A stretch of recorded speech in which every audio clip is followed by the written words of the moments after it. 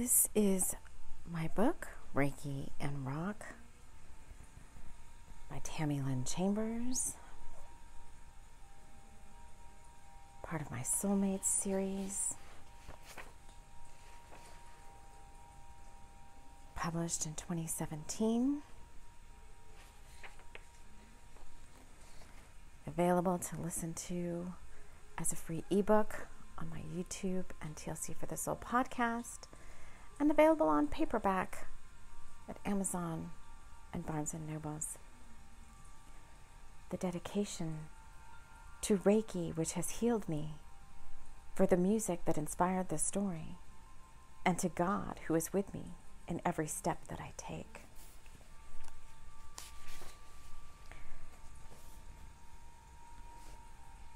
Chapter 1. Jade, Jenny, and Rob. It was a warm day in Malibu, and Jade was feeling good, hanging out by the pool of her huge estate overlooking the ocean. Her band Kestrel was on hiatus, and she was getting some much-needed rest after touring the better part of the last 2 years, and then spending most of this year recording in the studio. Jade's best friend Jenny joined her by the pool, and they reminisced about their college days together. Jenny had a rented apartment and studio at the back of the estate. Jenny and Jade had met at UC Berkeley College and became instant friends. Jade was in school under the guise of pursuing an arts degree, and Jenny was there on student loans for her psychology degree. She wanted to work with people who were traumatized and needed healing. Jade never finished.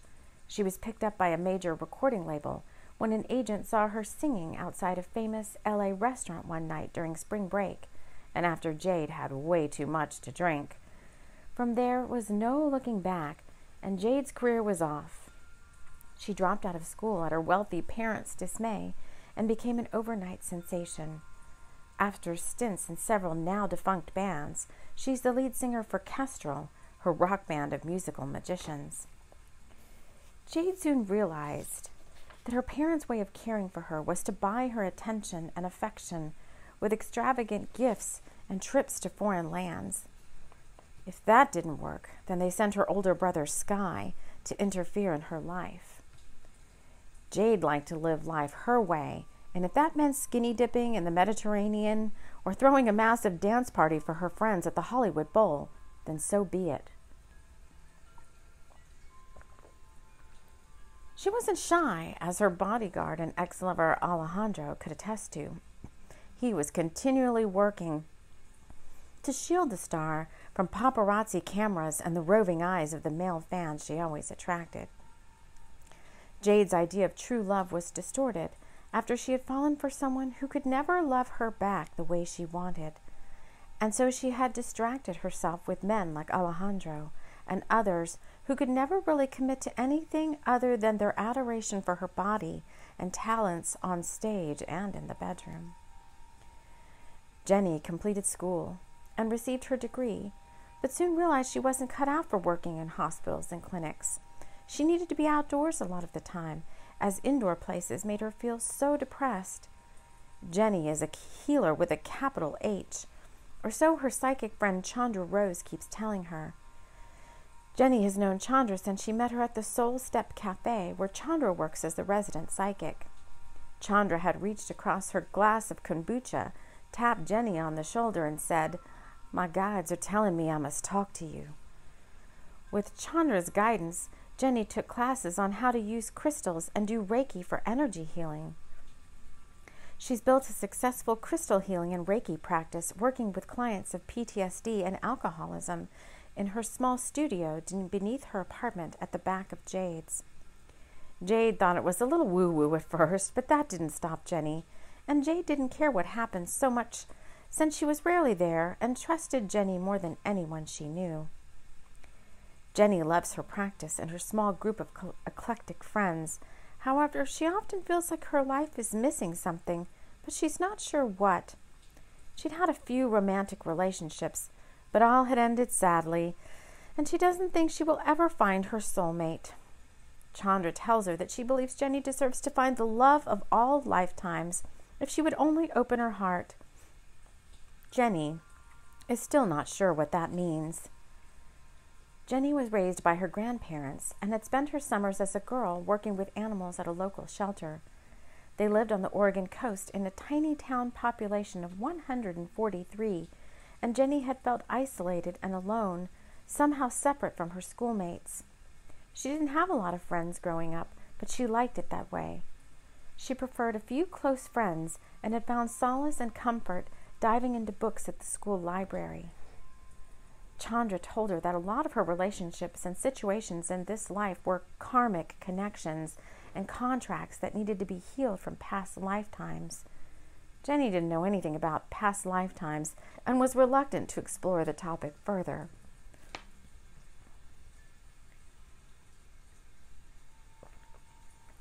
It was an even hotter day in downtown LA, and Rob was feeling the effects of a hangover. His rock band, The Raw Deal, was playing all the famous club scenes, and their agent Murray had gotten them an East Coast tour for the fall. Things were looking good. The club was packed last night, and he had sung better than he ever thought. It didn't hurt that those hot girls kept staring at him from below the stage. He was tempted to get his assistant Conrad to hook them all up, but decided against it. Maybe he was over the one-night stands, he thought, but realized he knew better than that. Rob had had his share of women, but all those relationships were superficial. He didn't believe in love, as he'd never really experienced it before.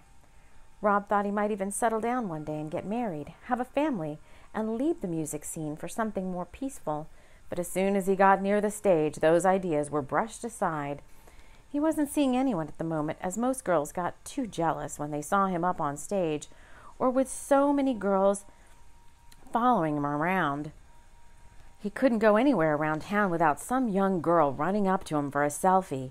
He felt like he needed a vacation, but with several tours coming up, the band was hot on the scene, and he needed the money. Rob was born in London to addicted parents who abandoned him when he was 8. He grew up in foster homes and boys' schools there and dropped out at 13 to live his dream of becoming a famous singer in a rock band. He had answered a call to audition for a local band, and they had hired him on the spot. From there, he quickly made a name in the rock music business and moved to California at the urging of the band, who wanted to check out the scene there. He got heavily into drugs and alcohol, since it was everywhere he went. His motto was drink to not think, and he took it seriously, until one night when he fell off the stage and broke his hand. He decided to quit everything cold turkey and had been successful on and off. He said he was clean and sober now, but still felt the pull of drugs and alcohol, and often gave in to the urge, falling off the wagon more times than he could recall.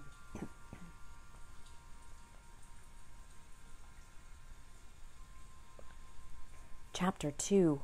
Shopping Spree.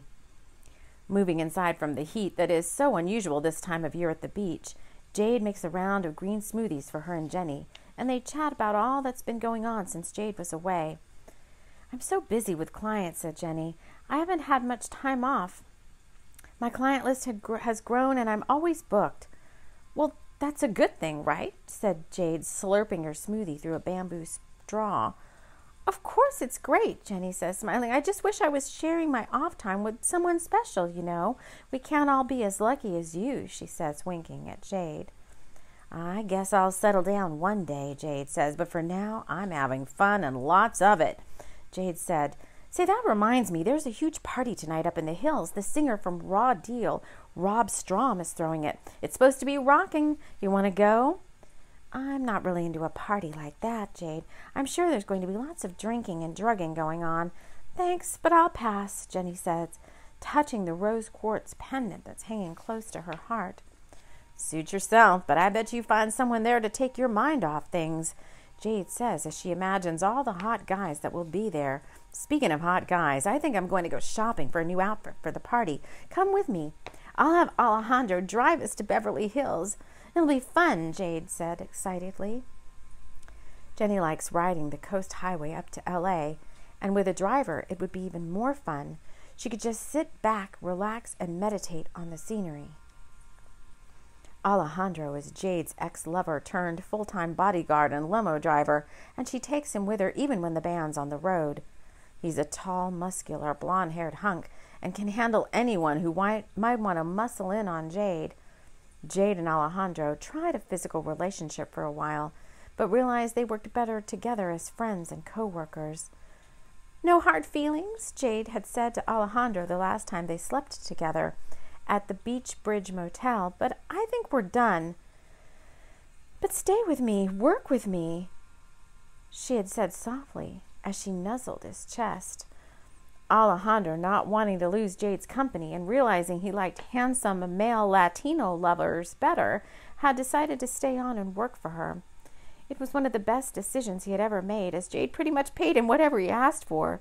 He wasn't greedy, but he made a very comfortable living. Comfortable enough to take time off several times a year and go down to Costa Rica to meet Joaquin and the gang. Jade texted Alejandro, and he agreed to pick them up in an hour. "You've got 1 hour to get ready, and then we're off," Jade said, knowing that Jenny took forever to get ready to go anywhere. What Jade didn't know was that Jenny liked to take her time before she went into the outside world. Jenny could have easily been a hermit if it wasn't for Jade. She didn't like the dense energy of the big cities and preferred going to the beach, doing yoga, and sitting in meditation to fighting LA traffic and crowds any day.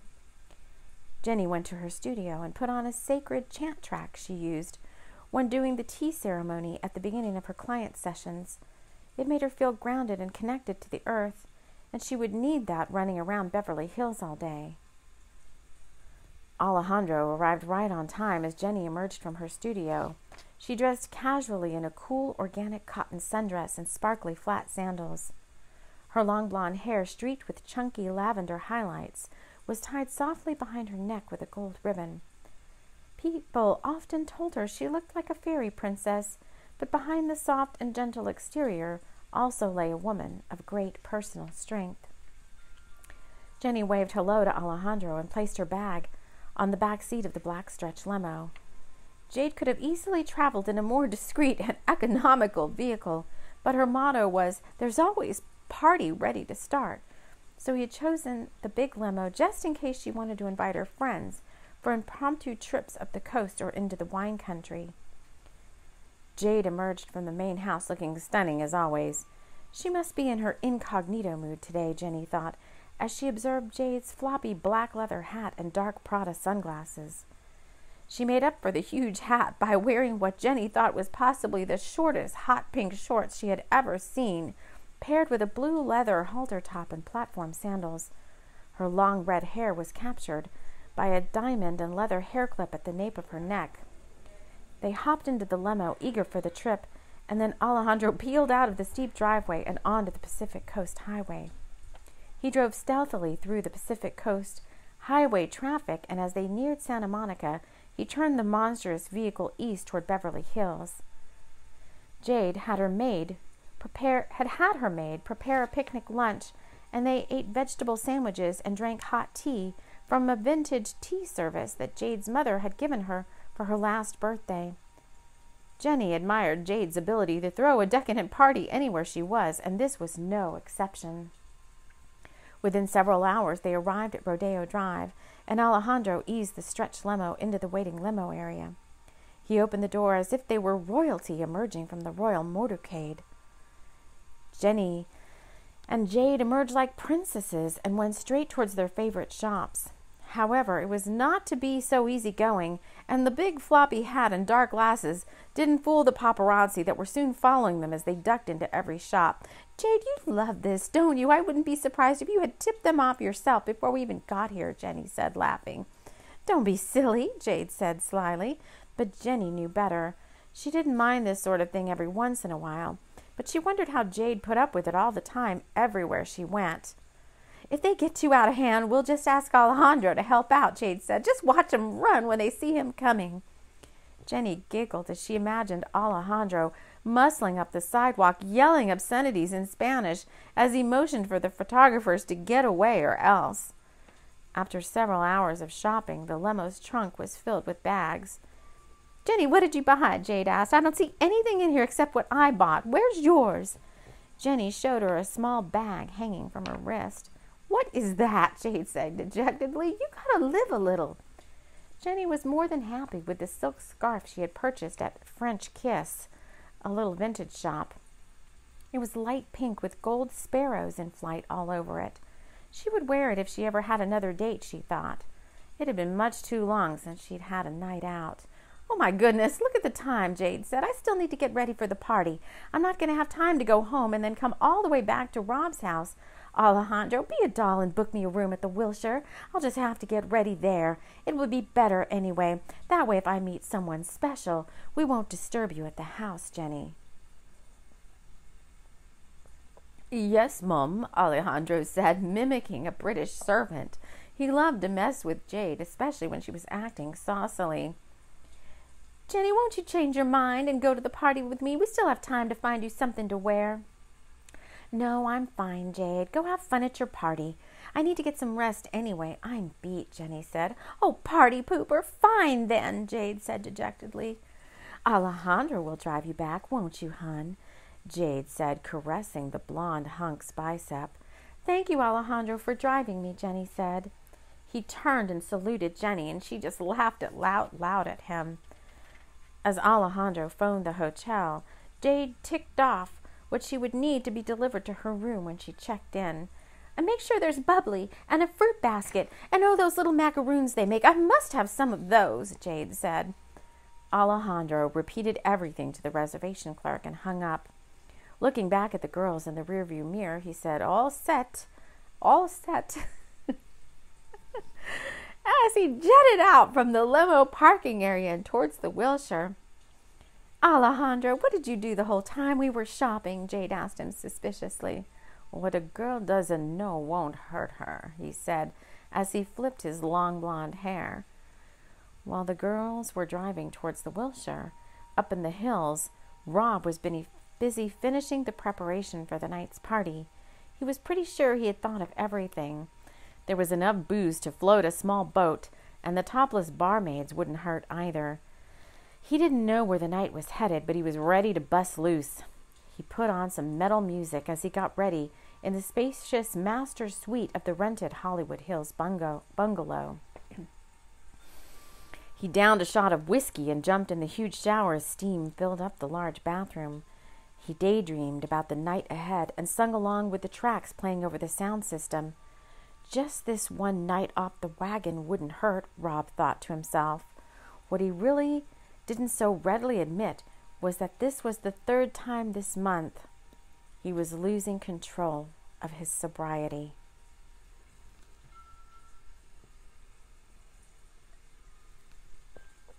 Chapter 3.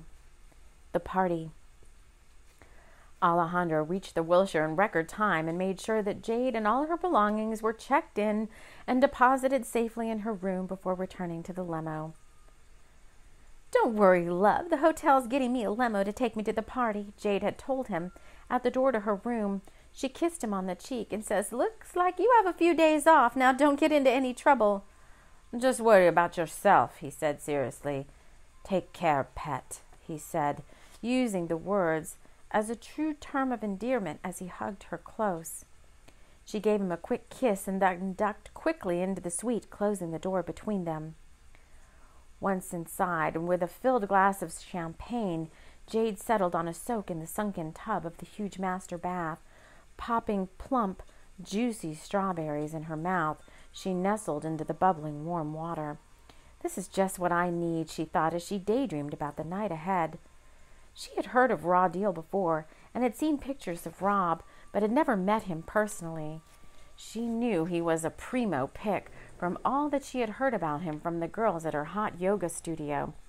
As soon as they heard she was going to his party, they all wanted to come along. Well, if he's that hot, Jade thought, then I want him all to myself, and had declined to bring any of them along. She had invited Jenny because she knew she was the one person that wouldn't want to have anything to do with Rob romantically. As the water bubbled about her, Jade relaxed and almost fell asleep if her cell hadn't suddenly brought her back to reality. She had set the timer just in case she had drifted off. Jade felt slinky after the long soap and rubbed her favorite perfumed oil all over her body. She slithered into a blue velvet jumpsuit, zipping it up slowly as she imagined how Rob might be unzipping it later tonight in this very room.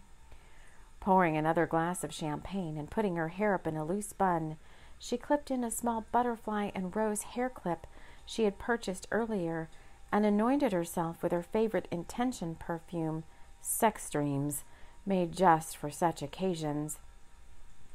It had been a long time since she felt like a goddess. Traveling on the road with the band, she usually slept in odd hotels and in the motor coach, and while they were luxurious and to her liking, nothing compared to a world-class hotel visit where her every whim was a phone call away.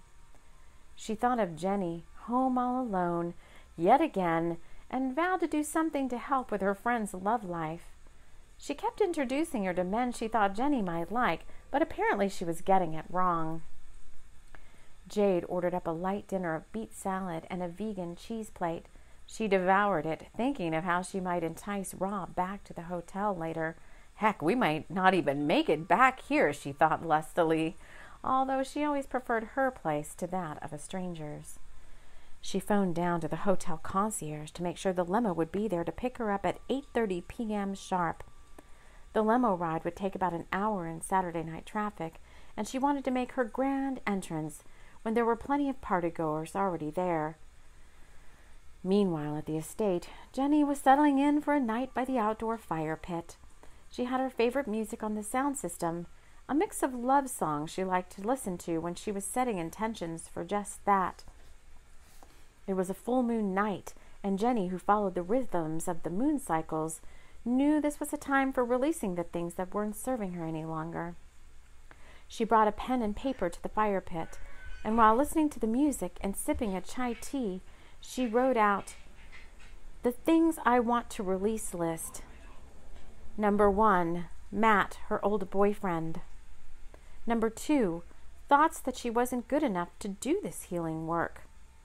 Number 3, doubt that her work was beneficial to anyone. And number 4, fear that she would never meet her soulmate." She meditated with the intention that all these things would be released by the light of the full moon. She said a silent prayer as she crumpled up the list and threw it into the fire. The flames licked and scorched the list, sending her intentions up into the night sky. She thought of Chandra at that moment and how she was always telling her that there was a soulmate for each person in every lifetime. It just may not be the one they were expecting. The limo pulled up slowly to the Hollywood Hills bungalow.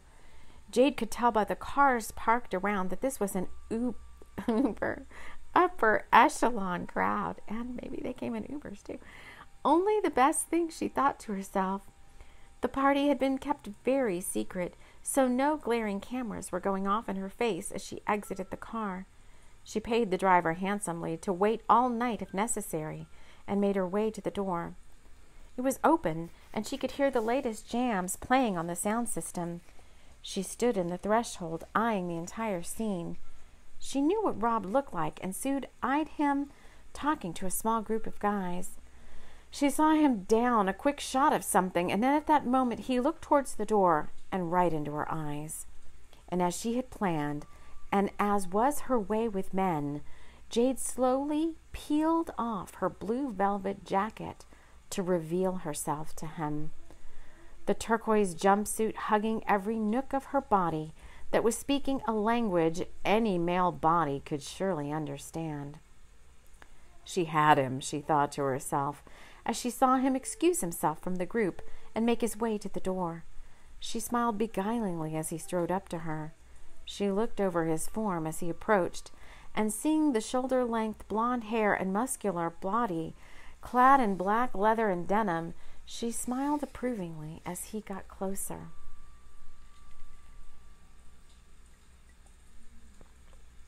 And she could tell by his eyes that he was wasted and turned on. "Well, if it isn't the beautiful Jade," Rob said, stumbling over the words as he reached for her jacket. "Yes, it is," she said. "And you must be Rob. I've heard so much about you," she said, as she looked him up and down. "Am I all that you heard about and more?" he said, laughing lightly as he kissed her cheek. "And more," she said. "Where can a girl get a drink around here?" "Let's get you set up," Rob said as he guided her towards the bar. As they both got a drink for each hand, Jade moved towards the outdoor pool area. She set down her drinks on a small table and stood looking at the beautiful scenery over the hills and towards the ocean. The full moon and tiki torches lit up the area and cast an ethereal glow over everything. Jade settled down into a plump chaise chair and waited for Rob to join her. She could only imagine what he was up to and felt a warmth spread throughout her body as she thought about him. What Jade didn't know was that Rob had quickly gone to his bedroom to chastise himself. Once again he was drinking, and a lot more than he had planned.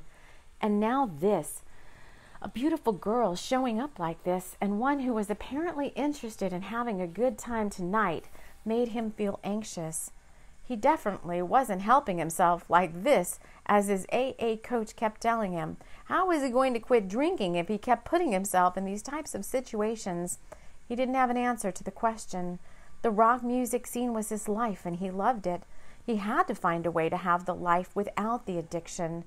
I guess I'll have to think about that later, he thought to himself. There was no way he was passing up on Jade tonight, but he would need plenty to drink to fool himself and her into believing that he was as big a player as he made himself out to be. He downed several more shots and said a quick prayer to help steady his nerves, and then he headed outside. He found Jade waiting by the pool, sitting seductively. He sat on the edge of the chaise next to her and looked out over the hills. He felt the warmth of her body next to him, and he settled into a slow, rhythmic breathing along with her as they both sat gazing out over the city below and the night sky above. Jade sat quietly staring at Rob's profile. Her head was spinning from too much champagne and not enough food. She wanted very much to reach over and draw him to her, but something was stopping her. Rob could feel his head spinning from the alcohol as he looked over at Jade.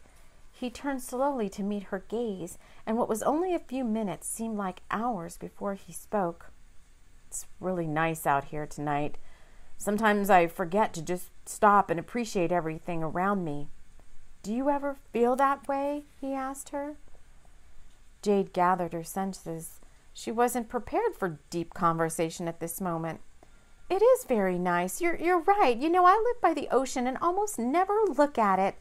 It's such a beautiful place, and I'm grateful to be there," she said thoughtfully. Just as she finished, a shooting star streaked by. "Did you see that?" she said excitedly, pointing up the sky. "Make a wish and it'll come true." Rob was quiet for a moment and then said thoughtfully, "I wish I could stop drinking for good."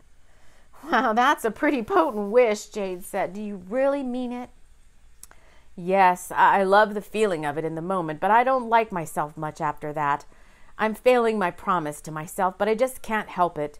It's tough to quit being in a business like this." "I hear you," Jade said softly.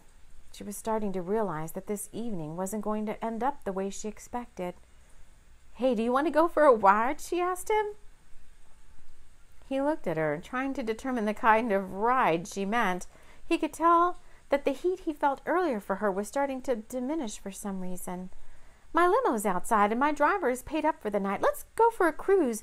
We could get some coffee if you want and then head out to the dunes." "Yeah, okay, that sounds nice," he said. Trying to stand from the chaise, he wobbled slightly, and Jade stood up and grabbed his arm to help steady him.